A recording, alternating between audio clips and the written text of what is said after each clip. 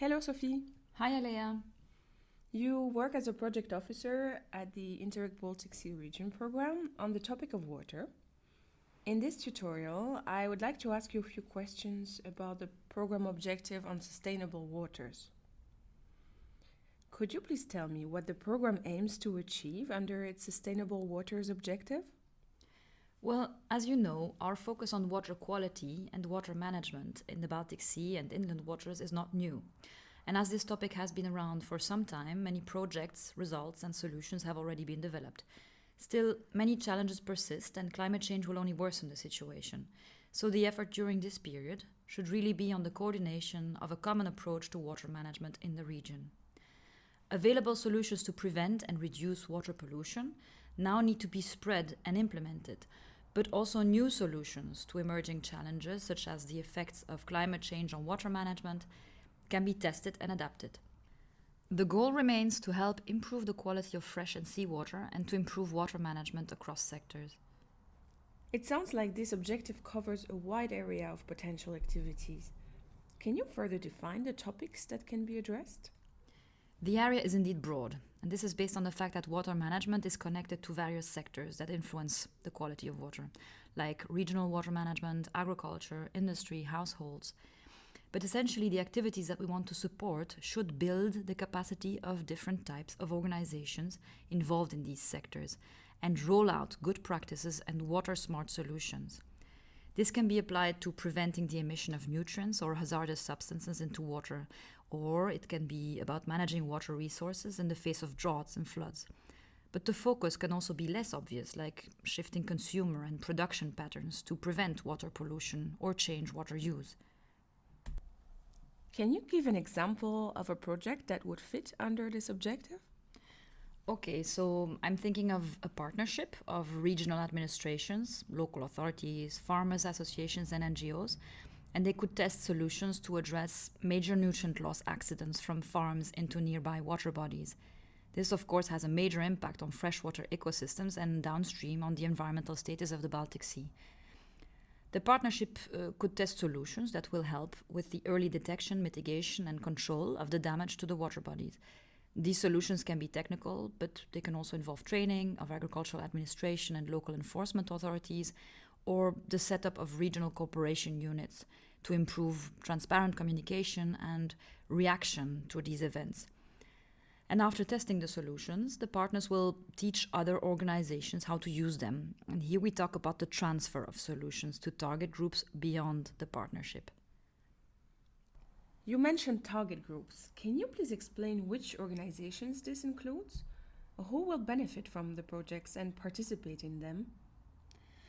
Public authorities at local, regional, or national level are a core target group of the program, but obviously they also need to communicate and cooperate with the sectors using the water and impacting its quality, like industry, water utilities, agriculture, shipping, tourism, fishery.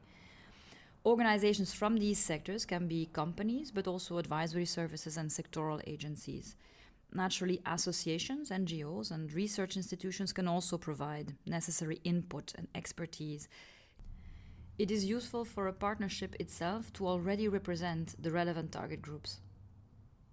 You refer to public authorities as a central target group. But what challenges are they facing in the area of sustainable waters?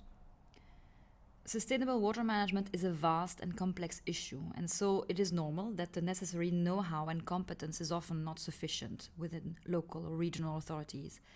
In addition, public authorities are often working under resource constraints, so they need efficient solutions that have preferably been tested before. And here, capacity building through sharing of knowledge, experience, and solutions can be key. And clearly, things aren't getting easier or simpler in the context of climate change, so solutions also need to be adaptive. Interreg BSR is about transnational cooperation in the Baltic Sea region, but how does this practically apply to the field of sustainable water management? Improving water quality in the Baltic Sea and inland water bodies can only be done through cooperation between institutions, sectors, and countries, given that water is a shared resource across the region, and pollution in one area of the region will affect other regions as well. As I mentioned before, it's all about sharing best practices and experience across regions, but also strengthening the implementation of solutions. Practically, this can mean testing and adapting a solution in different regional contexts, pooling of various areas of expertise, and transferring or rolling out solutions across a wider territory. From here, let's make it even more concrete. What actions can projects implement? Well, by working together with authorities, companies, and local communities, projects can introduce good practices to prevent nutrient and hazardous substance emissions in water. They can test and introduce techniques or procedures to remove these from the sea, waterways, and wastewater, like, for example, microplastic, litter, dumped munition. Or projects can aim to promote reusing, retaining, or recirculating water to impact its overall consumption in particular sectors. This may in turn require adapting water management practices. In the same vein, water management may also need adaptation, either to address needs related to emerging pollutants or to integrate new solutions to improve water quality, like nutrient recycling. Earlier, you mentioned climate change. How can projects act on this? In the face of the increasing occurrence of extreme weather events like storms, droughts, and floods, planning processes at urban or landscape level need to be reviewed to deal with these variations and to ensure resilience. Project activities can be about developing and integrating greening plans or digital solutions, but also about reducing the risk of water pollution caused by these events, for example, through soil or coastal erosion. Projects can focus on and work with nature-based solutions that help against water-related weather events like buffering, filtering, and erosion prevention. Would you have an example of a project that has already worked in this area? One project was a partnership of municipalities, water utilities, and research institutions who addressed the challenge of intense rainfalls and storms that can overwhelm urban drainage systems. They developed and tested a concept for holistic planning that combines stormwater management with spatial planning and covering the entire urban catchment. In this framework, they installed and tested devices for monitoring the water flow in the urban drainage system in real time at various pilot sites. This brings us to the end of our tutorial on the program objective on sustainable waters. Thank you so much for your explanation, Sophie.